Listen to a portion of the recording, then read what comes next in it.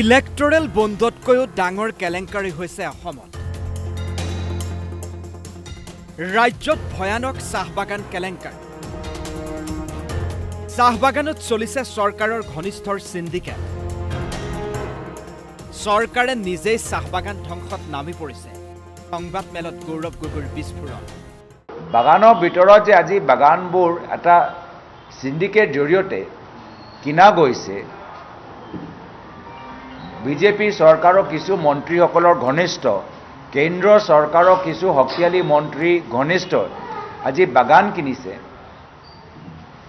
বাগান চলোৱা উদ্দেশ্য নহয়, বাগান বন্ধ কৰি শ্ৰমিকসকলক বাগানৰ পৰা ঠেলি দি সেই বাগানটো এটা বেলেগ উদ্যোগলৈ পৰিণত কৰি নিজৰ ব্যক্তিগত স্বাৰ্থ লৈ আজি তেওঁলোকৰ এটা উদ্দেশ্য আছে। এই বাগানৰ সম্পৰ্কত যে কেলেংকাৰী, যি মই ভাবোঁ SBI যে ইলেক্টৰেল বণ্ডৰ চৰ্চা সকলে কৰি আছে, তাতকৈ আৰু ডাঙৰ আৰু খতৰনাক কেলেংকাৰী হৈছে অসমৰ বাগানৰ ভিতৰত কেলেংকাৰী। সংবাদ মেলত গৌৰৱ গগৈৰ ৰাইজলৈ দুটা প্ৰশ্ন: লোকতন্ত্ৰ বিচাৰে নে ৰাজতন্ত্ৰ বিচাৰে? ৰজা বিচাৰে নে সেৱক বিচাৰে? ৰাজতন্ত্ৰ যে লাহে লাহে আমি ৰাজতন্ত্ৰৰ ফালে গৈ আছোঁ, ডিক্টেটৰশ্বিপ ফালে গৈ আছোঁ, সেইটো বেছি গুৰুত্বপূৰ্ণ। আৰু লোকতন্ত্ৰ হ'ল য'ত ৰাইজে নিজৰ উন্নয়ন, নিজৰ প্ৰগতি, নিজৰ সপোন, নিজৰ সমস্যা কেনেদৰে নিজৰ ইচ্ছামতে সমাধান হোৱাটো বিচাৰে, তাত তেওঁলোকে সেই মনৰ কথাবোৰ প্ৰকাশ কৰে আৰু ৰাইজৰ নিৰ্ধাৰিত কৰা চৰকাৰ ৰাইজৰ অনুসৰি কাম কৰে। আৰু সেইকাৰণে আমি কওঁ আমি পাব্লিক ছাৰ্ভেণ্ট, মানে ৰাইজৰ সেৱক।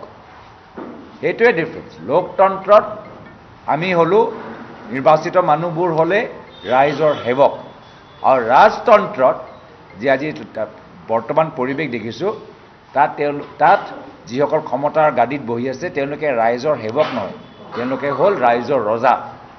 এতিয়া সেইকাৰণে এই নিৰ্বাচনত বিশেষকৈ আমাৰ অসমৰ ক্ষেত্ৰত মানুহে সিদ্ধান্ত ল'ব লাগিব, এজন সেৱকক বিচাৰে না এজন ৰজাক বিচাৰে। ৰাজতন্ত্ৰত ৰজাই নিজে ভাবি লৈ, ৰজাই ৰাতি কিবা টোপনি মাৰোঁতে সপোন দেখে আৰু পিছদিনা সেইটোৱে ব্যৱহাৰ কৰে। নাম নোলোৱাকৈয়ে মুখ্যমন্ত্ৰীক কটাক্ষ কৰিলে গৌৰৱে। যে মই অসমখন উন্নয়নৰ ক্ষেত্ৰত প্ৰথম 3 নম্বৰ স্থানত লৈ যাবলৈ বিচাৰোঁ। এতিয়া কোনটো উন্নয়নৰ জগতত আমি অসমৰ প্ৰথম 3 নম্বৰ স্থানত আছোঁ মই গম পোৱা নাই, কিন্তু প্ৰদূষণৰ ক্ষেত্ৰত আমি বহুত ওপৰলৈ গুচি গ'লোঁ। গুৱাহাটীৰ ক্ষেত্ৰত আজি বহুত আমি প্ৰদূষিত, আজি সেইটো কথা চবেই গম পাই গৈছে। কিমান লজ্জাজনক, উত্তৰ পূৰ্বাঞ্চল এটা চহৰ আজি প্ৰদূষণৰ ক্ষেত্ৰত আজি মানুহে এতিয়া স্বীকৃতি দিবলৈ আৰম্ভ কৰিছে। দেওবাৰে অহা প্ৰচণ্ড ধুমুহা বৰষুণত বৰঝাৰ বিমানবন্দৰৰ বিস্তৰ ক্ষতিসাধন হ'ল। সেই সন্দৰ্ভতো মুখ খুলিলে গৌৰৱে।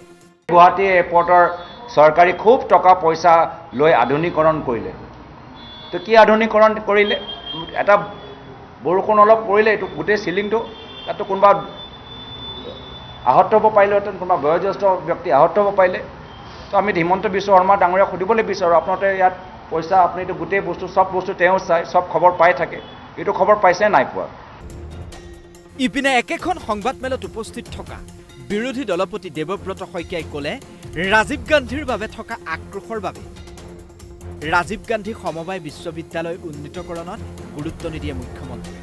কিন্তু মুখ্যমন্ত্ৰী মহোদয়ৰ ভাৰতৰ প্ৰধানমন্ত্ৰী ভাৰতৰত্ন ৰাজীৱ গান্ধী ডাঙৰীয়াৰ প্ৰতি কিছু বোধকৰোঁ ব্যক্তিগতভাৱে আক্ৰোশ আছে।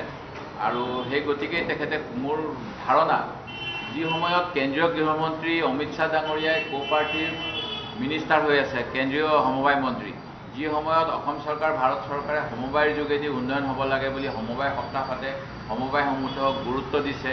যোৱা 21 চনৰ নিৰ্বাচনৰ প্ৰাক মুহূৰ্তত অসমৰ প্ৰতিজন বিধায়কক এখনকৈ সমবায় স্থাপন কৰিবলৈ কৈছিল, অতি কমেও 50জনকৈ হ'লেও নিবনুৱাক যাতে সংস্থাপন কৰিব পৰা যায় কো-পাৰ্টি মুভমেণ্টৰ যোগেদি। তেনে ক্ষেত্ৰত যিটো ইনষ্টিটিউটৰ যোগেদি কো-পাৰ্টি মেনেজমেণ্ট শিকা গ'ল হয়, আৰু আমাৰ তেখেতসকলে কৈ থাকে যে কন্যাকা আছে পদ্ম হাজৰিকা ডাঙৰীয়াৰ এখন কো-পাৰ্টি, বা গৰুখুটিত কো-পাৰ্টি বেচিছত ফাৰ্মিং কৰিব। তেনে ক্ষেত্ৰত অসমৰ পৰা এটা ভাল মেনেজমেণ্ট কেডাৰ ওলাব পৰা ইনষ্টিটিউটখন ধ্বংস কৰি পেলাই তেখেতসকলে যে অসমৰ উন্নয়ন বিচৰা নাই এইটো অন্যতম উদাহৰণ আপোনালোকে নিশ্চিত কৰি দিয়াৰ কাৰণে মই ধন্যবাদ জনাইছোঁ। কেমেৰা পাৰ্চন অমিত আৰু মোহনৰ সৈতে শিৱসাগৰৰ পৰা ভাস্কৰ জ্যোতি দাস, DY365।